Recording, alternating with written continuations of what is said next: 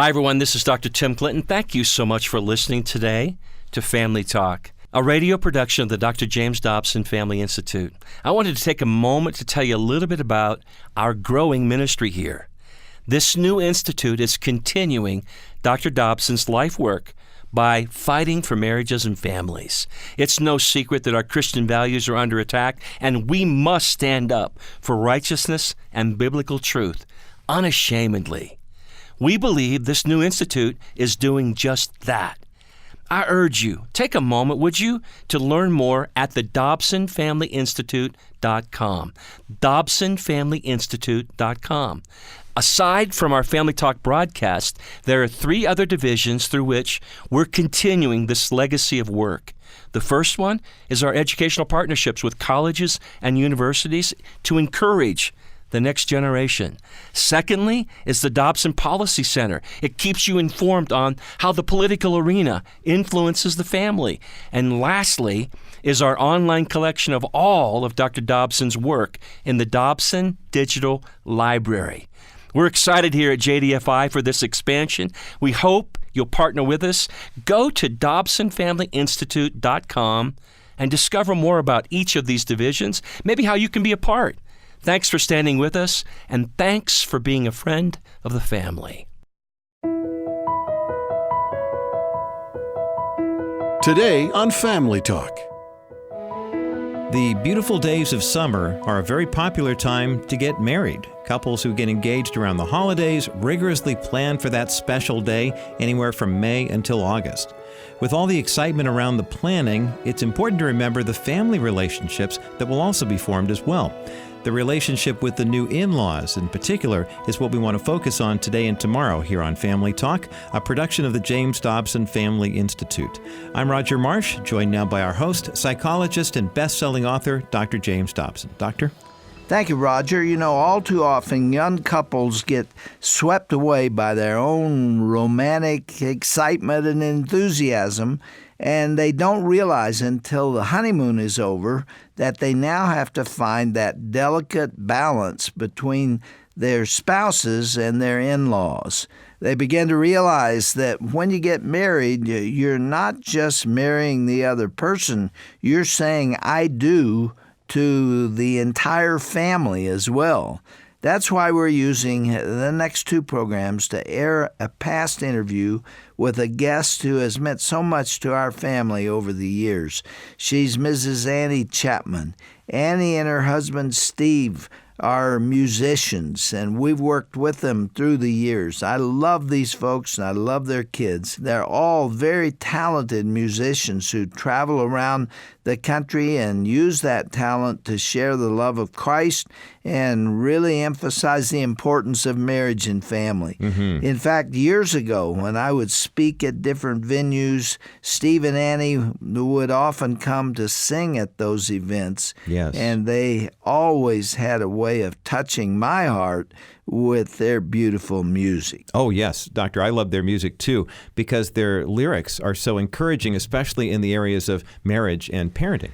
Yeah, these folks write lyrics right out of their lives, and they go straight to the heart. Steve and Annie have been married since 1975.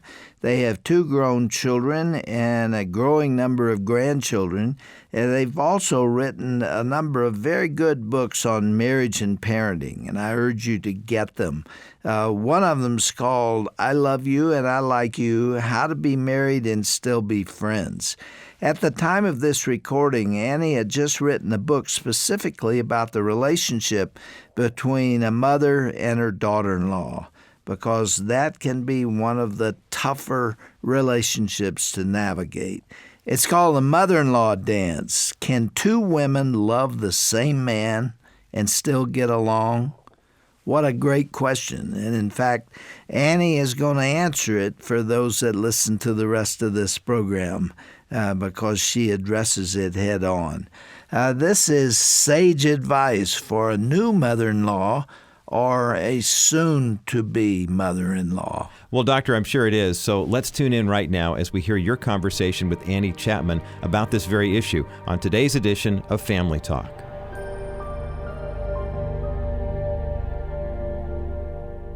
Well, you've written a book, Annie, called The Mother-in-Law Dance. Can two women love the same man and still get along? And, man, there is great practical stuff in this book. It comes out of life, doesn't it? It It comes does. out of experience, and it comes out of your research on this subject. Let's go right to your subtitle. Okay. And you ask a question there. Can two women love the same man and still get along? They can, but not without a whole lot of work, because he is the prize. And you've got the mother who has just poured her life into this kid and loves him and wants that prominent place in his life that she's always owned. And now you've got another woman that's encroaching on that and says, no, he's mine. For those two women to get along, someone has to give. And so the reason I call it the mother-in-law dance is because that's exactly what it is. When you first learn to dance, you step on toes, and it's supposed to look good. You're supposed to do this with a seamless kind of effort. But when you first learn to dance, it doesn't look that great, and you spend a lot of time looking at your own feet. And it's easy to hurt feelings and get hurt. And the mother-in-law is the one that has to yield. She there. does. I have a chapter, Who's to Lead in that dance? Yeah. It is the mother-in-law, because she is the older one. And scripturally, wife trumps mom. I mean, he's supposed to leave and cleave. And what's the daughter-in-law's responsibility? She is to honor and respect her mother as she would his mother, the same way she would her own.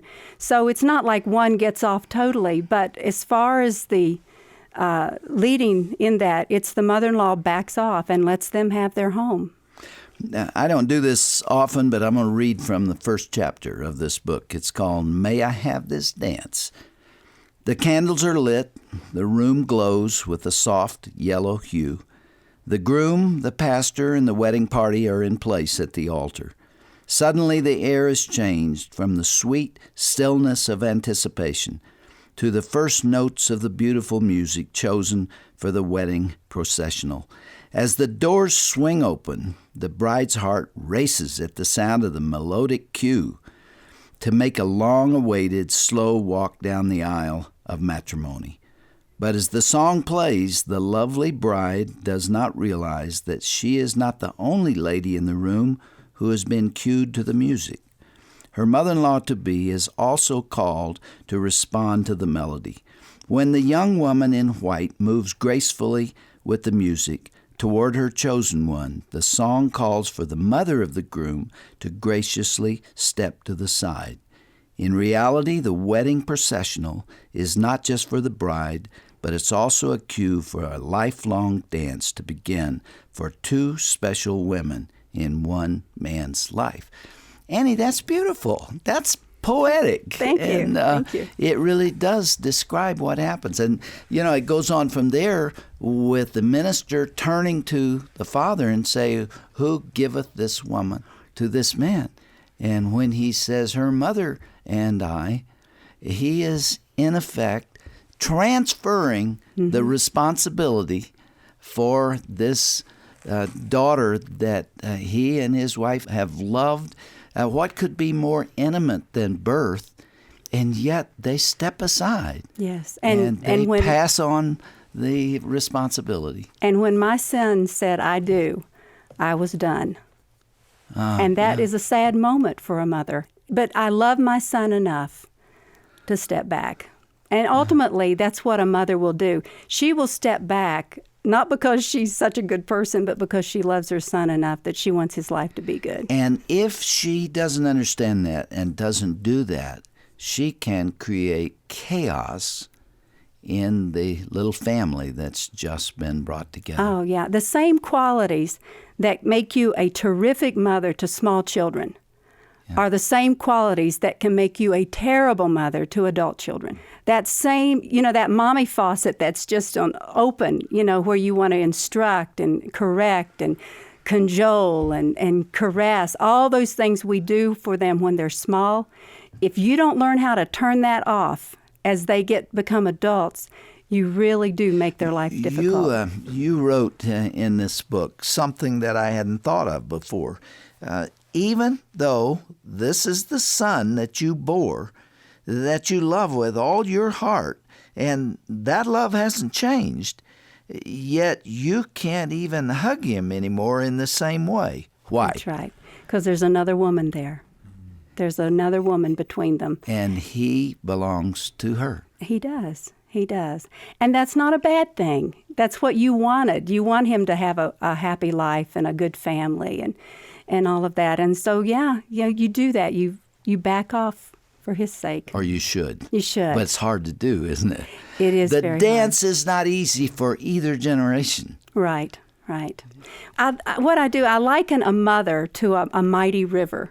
Now, you think about when the pioneers created their communities and were building towns, very often they would choose an area that was in close proximity to a river.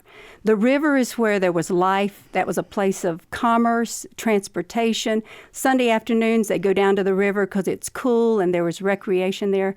That river was an incredible asset to that community until it overflowed its banks. And that same river that brought life to a community brought destruction to property and eroded the banks and drowned innocent life and flooded crops because it left its boundaries.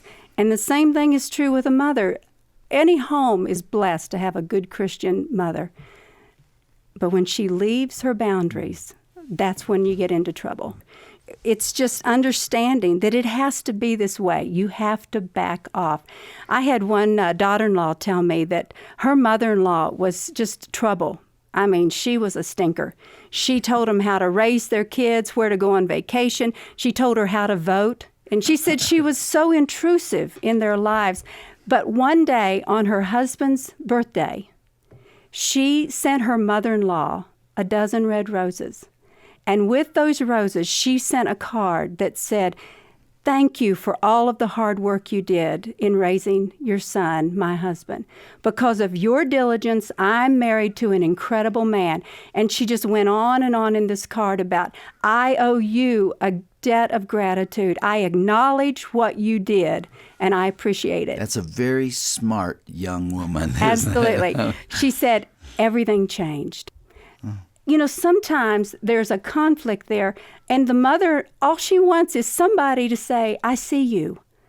I see that you worked hard. I appreciate that." That made a change in their relationship. And she said, "I just wish I'd done it years earlier." Mm-hmm. So, you know, sometimes people aren't just mean and hateful. They just want to be acknowledged. And one of the reasons I think you wrote this book is not every mother-in-law or daughter-in-law understand the concepts in this book. We're just trucking along, and then we get married, and we don't realize everything's about to change. Right. In fact, let me ask you, Annie. You thought, I'm sure, about the marriage of your firstborn, of Nathan, for a long time before it happened. Right. How was it different than what you anticipated? Was this an adjustment for you, or did you slide right into it? Well, I didn't think it was going to be an adjustment. I thought when Nathan married his wife, I'd just have two daughters, you know, just be another kid to love and run around with and shop and do that. So when Nathan and his wife got engaged, Nathan had an apartment. He lived in Nashville. Stephanie was going to move to Nashville, and so they could be closer together. Well, instead of Stephanie getting an apartment, I said, "I've got an empty bedroom." Heidi was married. "Just move in there." Now, the thing that saved me from making a whole lot of mistakes was my daughter, Heidi. Before she ever moved in, Heidi said, "Mom, you've got to understand that Stephanie's not me. You're not getting another daughter. Stephanie has a mother, an incredible mother, and you need to get to know her as an individual. She doesn't need a mother. You need to get to know her as a friend." I'm standing there with my mouth wide open because that's not what I was thinking. I was just thinking another kid, but Heidi really gave me the heads up. That changed how I looked at that. And it helped me to get to know Stephanie and to realize she's not another Heidi. She's a totally different person, an incredible person. And her relationship with my son has made him a nicer person. Let's deal with some of the do's and don'ts. A lot of it's common sense, but common sense is often not common. Right. So one of the things that you've got to do different has to do with the advice that you give. Oh, You yeah. have to be really, really careful about what you start telling this young couple to think or do or be? Well, it's called interfering when you say too much. You know, in the book of James, it says that if you can control your tongue, you can control every part of your life. And you know, when you go to the doctor, when I was a kid, we'd go to the doctor, the first thing he'd say is, stick out your tongue. Yeah. He could look at your tongue and realize if you were sick or not. Well, our words really will get us in trouble as adult parents if we're not careful. And so the advice I give in the book is really keep your words short and keep them sweet. Even if your kids ask your opinion, I'd really think it through before I gave it. If you want to stay out of trouble, just keep all your conversations with your adult children to these 3 words. Whatever they say, you just say, really? Or, sure, or wow. I mean, that takes care of everything. It makes for a very boring conversation. Yeah, but it keeps you out of trouble. Yeah. But keeping our words, and that's not easy to do because what as parents, you know, our job is to tell them how to live. And so, but to realize that when they're adults, I did an interview one day and actually it was from New Zealand, and I'd never had anyone call himself a bloke before, and that was pretty interesting. And he says, as a bloke, you know, and he said, it's hard for a mother to let her baby boy go and get married. And I said, well, your first problem is you've called him a baby boy. Yeah. Baby boys are not supposed to get married. I said, the guy's, you know, 6'6", and he has to shave twice a day. This is not a baby boy. If you're thinking of him that way, right, you're on the wrong track. For 2.5 years, I surveyed women, mothers-in-law and daughters-in-law, and I got the best responses. But one woman said she got sick and tired of hearing her mother-in-law calling her husband a baby boy. And she said 14 years into their marriage, she was still calling him, this is my baby. And, you know, that's not a good way to think about it. This is a family that is established, that is separate, that you need to let be. Annie, with regard to those 3 words, you also said there are 3 subjects that you really shouldn't be talking about, like weight or clothing or how the house is being maintained. Right. I mean, you start telling your daughter-in-law how to dress, that you really think that her skirt is too short or, you know, whatever it happens to be. Right, right. Like you've put on a few pounds or whatever it is. You may not intend it, yeah, but you've got a fight on your hands. Oh, yeah. One thing you should never give your daughter-in-law for, like, Christmas is a video on how to keep a clean house. You should not be sharing with them the latest diet ideas. Yeah. You know, there's just a lot of things. You just keep out of it and let them have their life. I really don't think that a mother-in-law can teach a daughter-in-law. Now, I know in the interviews I had women say, my mother-in-law taught me how to cook. You know, I didn't know how to keep house. She taught me how to take care of my kids. That's just really good, but that had better really be solicited. Well, you do it by modeling. Yeah. You know, I surely learned to cook from my mother, but not because my mother pointed her finger at her and said, this is the way you do it, but because Shirley got in the kitchen with her and watched her and became a great cook herself. Yeah. Well, the best gift you can give your kids is to let them have a home and to be separate from you. You know, I really think every day I have to make a choice as a mother-in-law and even as a daughter-in-law. Every day you make the choice. Am I going to be flexible or am I going to be pitiful? And, you know, when the holidays come and, you know, there's that coveted Thanksgiving Day that everybody wants Thursday, you know, somebody has to have a different day. And so I have just decided that I'm going to be flexible. I'm going to be the one that's flexible. And I'm going to take whatever day they'll give me. And it's just a decision I've made because... And why not? Why does it have to be on Thursday? I know. I mean, it could be a week earlier or a week later. It doesn't have to be that way. That's right. We've decided to celebrate occasions rather than dates. And it just makes life a lot easier on our kids when they're not being clamored for specific dates. You're actually giving your children a gift when you give them a guilt-free holiday like that. Now, my mom and my mother-in-law used to get together. They'd call each other and say, okay, I want Christmas Eve or I want Christmas Day. And it really took a lot of the pressure off of us to see our parents get along. And not everybody's willing, you know, to get along, but it sure helps when they're willing to. Annie, there's so much to talk about here. We've been concentrating maybe intentionally and maybe not, on the mother-in-law, daughter-in-law relationship. But then there is also the other relationship between a mother and a son-in-law. We haven't talked about that. You're almost implying that this is two women in the kitchen, sort of, in a way of thinking. But there is also that cross-sexual relationship as well. Well, I thought about including that, but all the jokes that you hear about mothers-in-law, they're always directed to the son-in-law. Yeah. Those are the jokes. You don't ever hear a joke about a mother-in-law and daughter-in-law, because it's not a funny thing. It's not a laughing matter. It is a laughing matter. You can laugh about the other, but you can't laugh about mothers-in-law and daughters-in-law. Well, Annie, we're almost out of time, and kind of put a wrap on it. What's the last thing or the most important thing that you want to say? Maybe it summarizes what we've been saying, or maybe it's something new. Well, as I just would say to a mother-in-law or daughter-in-law that maybe is in a difficult situation, that they would look to Jesus to be their help. There's only one place in the Scripture where Jesus describes himself, and that's in Matthew 11. And he says, "Come unto me, all you labor and are heavy laden, and I will give you rest. Take my yoke upon you and learn from me." Now, this is when Jesus tells us what he's like. Yeah. "I am gentle and humble in spirit, and I will give rest to your soul. For my yoke is easy and my burden is light." In this world, we will all wear a yoke and we will all carry a burden. But the choice is it Jesus' burden and is it his yoke, which is easy and pleasant, or ours, which is pretty hard to handle?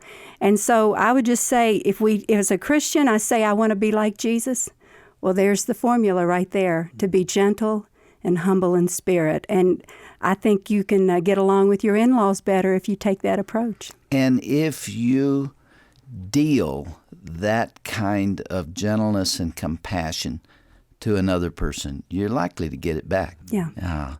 We are out of time, but we're going to pick up right here next time. Our guest is Annie Chapman, and she's the wife of Steve Chapman, and they are a musical family. And the book that Annie has written is The Mother-in-Law Dance: Can Two Women Love the Same Man and Still Get Along? And though it doesn't say so on the cover, the answer is yes, but just barely. Yes, if you work hard at it, there right? You go. That's right. We'll pick it up next time, Annie.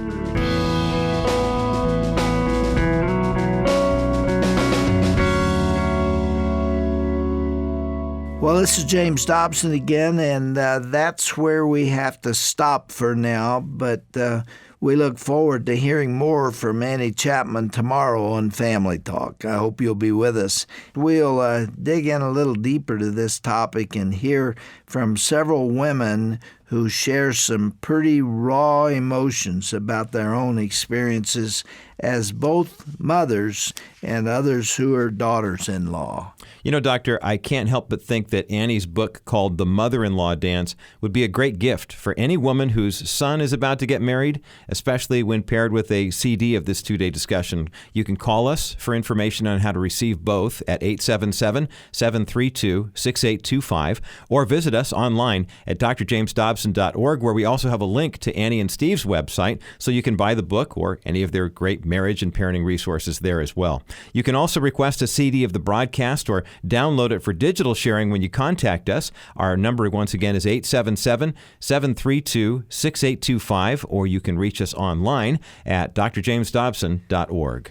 And before we go, Roger, I want to let our listeners know about a unique opportunity for them to participate in advancing our ministry.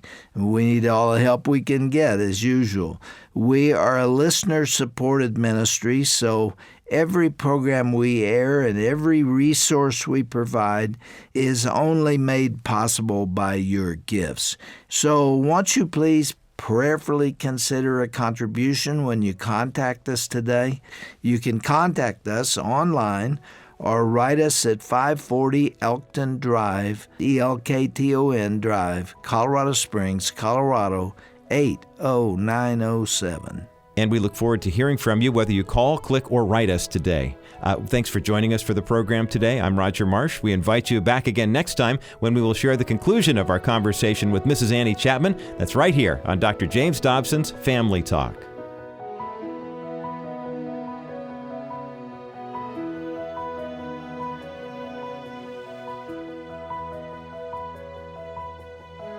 This has been a presentation of the Dr. James Dobson Family Institute.